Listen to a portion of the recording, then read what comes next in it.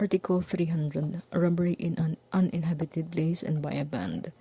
Robbery in an inhabited house, public building, or edifice devoted to religious worship is qualified when committed by a band in an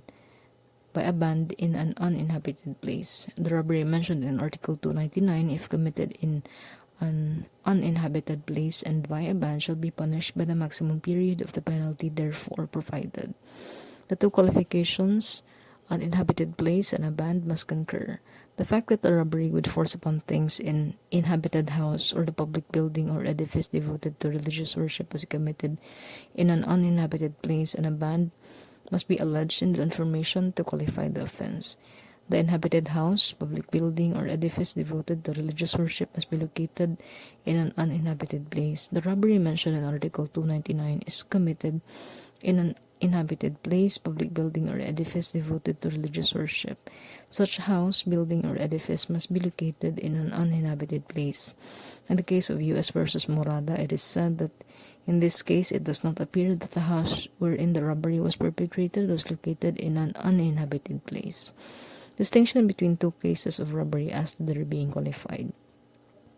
Robbery with force upon things under Article 299, in order to be qualified, must be committed in an uninhabited place and by a band, Article 300, while robbery with violence against or intimidation of persons must be committed in an uninhabited place or by a band under Article 295. Article 301. What is an inhabited house, public building, or building dedicated to religious worship and to their dependencies? Inhabited house means any shelter, ship, or vessel constituting the dwelling of one or more persons, even though the inhabitants thereof shall temporarily be absent therefrom when the robbery is committed.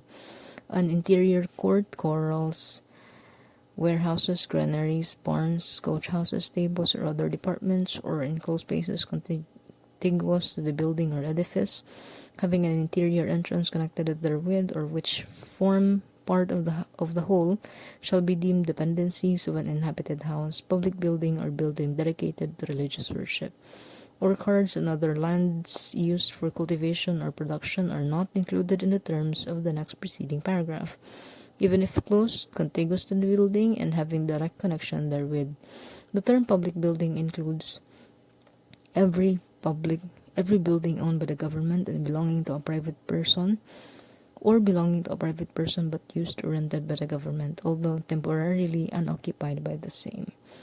Robbery in sunken ship. A steamship containing silver currency and paper money sank. The following day, the defendants, discovering the location of the sunken ship, dived down there, entered the same, and took therefrom the sum of 15,000 pesos enclosed in sealed boxes. The ship was not yet abandoned by its owner. Ruling: the defendant was guilty of robbery. Take note that the ship is covered by the term inhabited house. The boxes which were taken from the ship were reinforced with iron straps and nails. They were broken by the defendant in order to take possession of the money contained therein. The robbery committed is covered under Article 299, Subdivision 2, Number 2. Subdivision B, Number 2. The place is still inhabited house, even if the occupant was absent. A stored several trunks containing merchandise in a house belonging to B.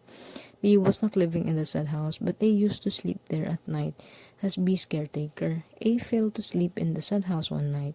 That night, certain persons entered the same through the window and took therefrom 2 trunks containing personal property. Is this robbery in an uninhabited place? No, the place is an inhabited house, although A was absent therefrom when the robbery took place. Notwithstanding the fact that for a period of almost a month, the house where the robbery was committed was actually uninhabited, it is still robbery in an uninhabited house within the meaning of Article 299 and 301, because the building in question was ordinarily inhabited and intended as a dwelling place.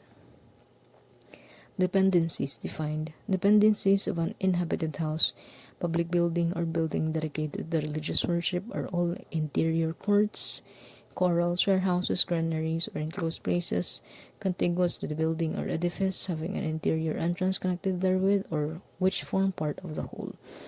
Article 301, Paragraph 2. Take note of the requisites. 1. It must be contiguous to the building. 2. It must have an interior entrance connected therewith. And 3. Must form part of the whole.